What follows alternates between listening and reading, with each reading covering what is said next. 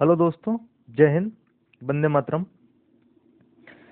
जैसा कि मैं अभी तक आप लोगों को इंग्लिश की क्लासेस में टेंस और कुछ पार्ट्स ऑफ स्पीच पढ़ा चुका हूँ। पार्ट्स ऑफ स्पीच कुछ निजी कारणों से मैं आगे नहीं बढ़ा पाया, उनको मैं बढ़ाऊंगा। अभी टेंस को जो हम स्टार्ट कर रहे हैं, ये अपकमिंग एग्जामिनेशन जो एफकैट और एसएससी सीडीएस इन सब के लिए भी बहुत ज़्यादा इम्पोर्टेंट है ये। तो लास्ट लेक्चर में मैंने जो कवर किया था वो मैंने कवर किया था present tense, past tense, future tense का एक समराइज व्यू आपको बताया था, और ये बोला था कि धीरे धीरे हम इसकी क्लासेस कंटिन्यू करेंगे, और उसमें प्रेजेंट इंडेफिनिट टेंस भी कवर किया था। तो मेरी क्लासेस कंटिन्यू रहेंगी। अगर चैनल में आप फर्स्ट टाइम आए हैं तो चैनल को सब्सक्राइब करें और लाइक करें, शेयर जरूर से जरूर करें।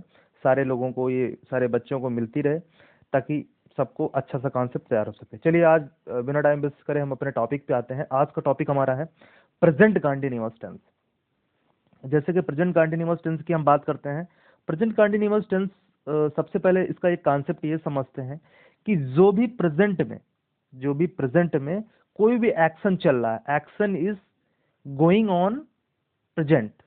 ठीक है, तो जो भी प्रेजेंट में एक्शन चल रहा है, जो भी कोई काम हो रहा है, ठीक है, if anything is now upcoming, then it will be for future or future perfect. If it any past, but if anything is going on, ठीक है, anything is going on, तो वहां पे हम क्या करेंगे, वहां पे उस चीज को हम present tense, present continuous tense की पहचान वहां पे होती है। अच्छा, चलिए आप मेरे साथ बने रहिए, कॉन्सेप्ट का कोई भी आपको दिक्कत नहीं आएगा, और सारे एरर वगैरह जब आप इसको पूरा समझ लेंगे तो मैं उसकी पीडीएफ आपको दूंगा, और एरर वगैरह आप कंप्लीटली जो है डिटेक्ट कर पाएंगे, जो भी क्वेश्चंस आपको एग्जाम्स में मिलते हैं। चलिए आते हैं। अगर मैं बात करता हूं प्रेजेंट कंटिन्यूअस टेंस में, फर्स्ट पॉइंट अगर हम पढ़ते हैं तो फर्स्ट पॉइंट के अकॉर्डिंग क्या है, this tense is normally used for an action in progress that is temporary in nature in the present at the time of speaking. At the time of speaking मतलब जब हम आपसे बोल रहे हैं, जब हम आपसे बोल रहे हैं, जब बोला जा रहा है, या कोई भी चीज जब कही जा रही है। तो ये जो चीज है, मैं आपको हिंदी और इंग्लिश दोनों में कवर करता रहूंगा, so that you can able to understand. Okay, so हाँ, तो जब बोला जा रहा है उस चीज के लिए है, बोल रहा है कि कोई भी एक्शन अगर प्रोग्रेस में है, कोई भी एक्शन अगर प्रोग्रेस में है, हम बता रहे हैं, जैसे मैं खाना खा रहा हूं, मैं खाना खा रहा हूं, तो यहां पे जो मैं खाना खा रहा हूं, तो क्या हो जाएगा, आई एम ईटिंग, मैं खा रहा हूं, आई एम ईटिंग फूड। जैसे मैं खाना खा रहा हूं तो I am eating the food. मैं लिख ही देता हूं आपको यहाँ पे, सो दैट आपको समझ में आएगा। जैसे आई एम ईटिंग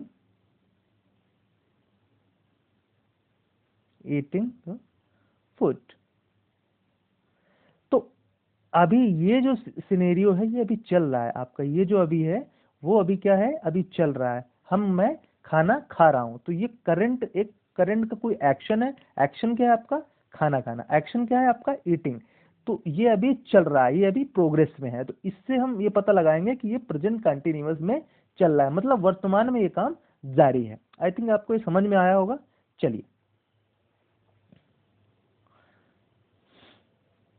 एग्जाम्पल बहुत सारे यहाँ पे लिखे हुए हैं, एग्जाम्पल मैंने आप प्रिपेयर करे हैं, और एक्स्ट्रा एग्जाम्पल्स मैं आपको दूंगा। इसके बाद ये जो स्टैंडर्डाइज मैंने सारी चीज़ें जो करके सारे एग्जाम्पल जो आपको दिए हैं, ये मैं सारे एग्जाम्पल मैं आपको डिटेल में समझाऊंगा। चलिए, now it is used to express future action are definite arrangement in the near future. अगर नियर फ्यूचर में I am going to school, मैं स्कूल जा रहा हूं, मैं स्कूल जा रहा हूं, ठीक है, तो मैं कहा जा रहा हूं, स्कूल जा रहा हूं। कोई भी घटना अगर घटित होने वाली है, कि वो चीज नियर फ्यूचर में, जस्ट मैं स्कूल जा रहा हूं, मैं स्कूल पहुंचूंगा, जैसे I am going to school, ठीक है। तो ये नियर फ्यूचर में घटना घटित कंप्लीट होगी, लेकिन अभी ये क्या है, कंटिन्यू है। तो it is use to express future actions are different arrangement in the near future. So I am going to school, ये आपका फर्स्ट पॉइंट और जो सेकंड पॉइंट है कोरिलेटेड है, इसलिए हमने 2 पॉइंट में ये चीज दी है ताकि आपको एक क्लियरली पता हो जाए। चलो, आई थिंक समझ गए होंगे कॉन्सेप्ट। अच्छा, जब भी कोई एरर के लिए आता है, कोई कम्पिटिटिव एग्जाम्स में एरर वगैरह के लिए, तो आप इस चीज़ का विशेष ध्यान रखें कि इसका जो फॉर्मूलाज है वो मैं आपको लिखा देता हूँ, इस फॉर्मूला को फॉलो करना चाहिए। फॉर्मूला क्या क्या आपका होगा, सबसे पहले एग्जाम्पल पे बाद में आएंगे, सबसे हम फॉर्मूला पे आते हैं। सबसे पहले होगा सब्जेक्ट, लिख देंगे आप, प्लस आपका क्या होगा,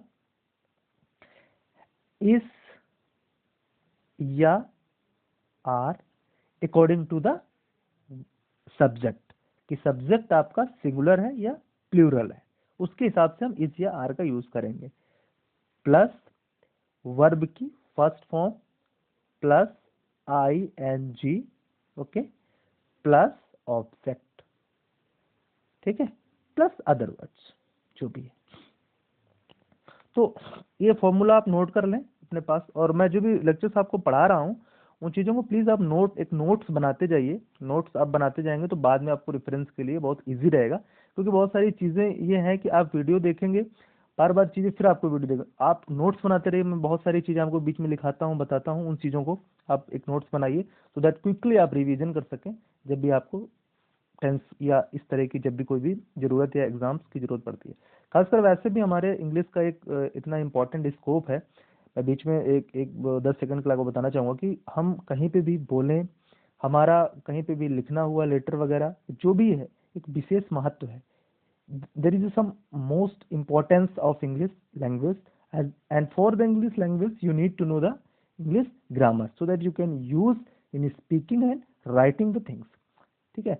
तो मेरे साथ साथ बने रहेंगे तो शायद आपको प्रोनाउंसिएशंस वगैरह और कैसे क्या बोलना है ये बना रहेगा। मैं बहुत बेसिक्स से लेके चल रहा हूँ। खैर, टॉपिक पे आते हैं, बातें हमारी होती रहेंगी पर पढ़ाई बहुत जरूरी है।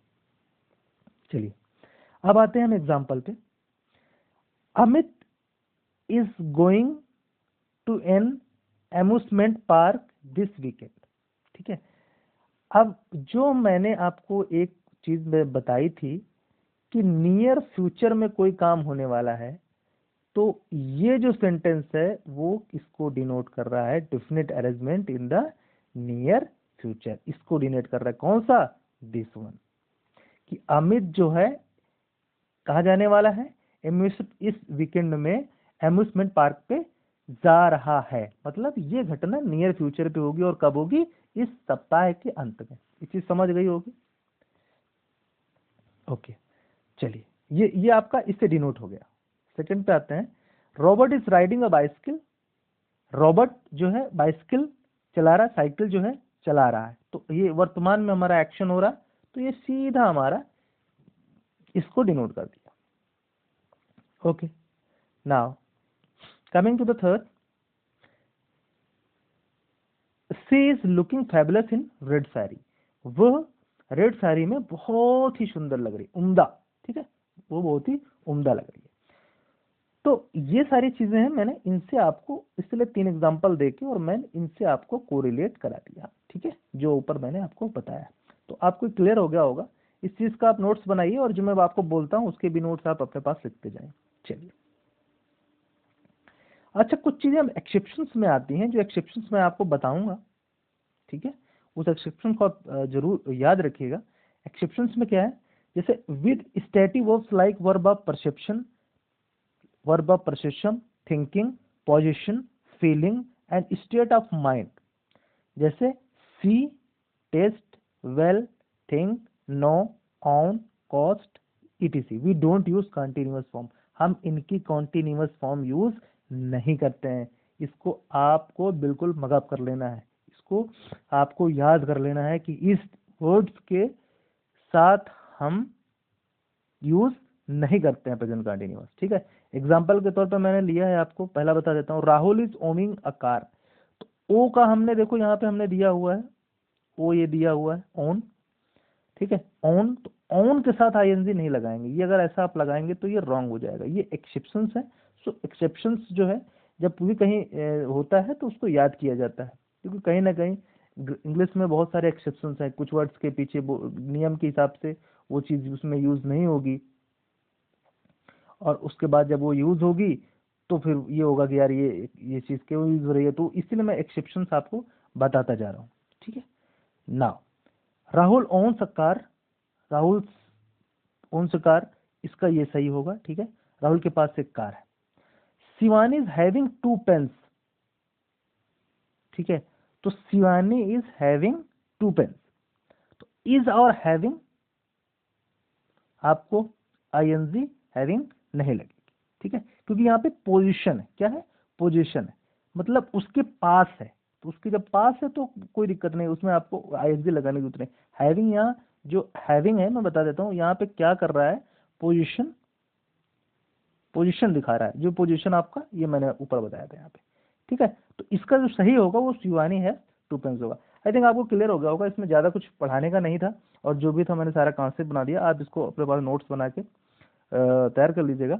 और इनके जो भी एक्सरसाइजेज हैं वो मैं लास्ट में दूंगा, जब पूरा सीरीज कंप्लीट करा दूंगा ना, सो दैट आपको जो कॉन्सेप्ट है क्लियरली जो है जब लास्ट में दूंगा तो एग्जैक्टली सब मिक्स होंगे, तो आपको कॉन्सेप्ट बैठेगा और उससे हम डिस्कस करेंगे जो भी है। कुछ लाइव क्लासेस लूंगा, लेकिन अभी सबसे पहले जो है कॉन्सेप्ट आप क्लियर रखें, और देखते रहें। अगली वीडियो में आपको अगले टेंस के आऊँगा, और मैं कंटिन्यू रहूँगा, मेरे साथ बने रहिए। और वो बच्चे जो खासकर एफकैट और सीडीएस इन सब की तैयारी कर रहे हैं वो विशेष रूप से, और ये सारे लोगों के लिए इंपॉर्टेंट है, इंग्लिश ग्रामर है, इसमें कोई बदलाव नहीं है। Okay, so thank you and keep on watching concept writing with Pawan. Thank you, जय हिंद, वंदे मातरम।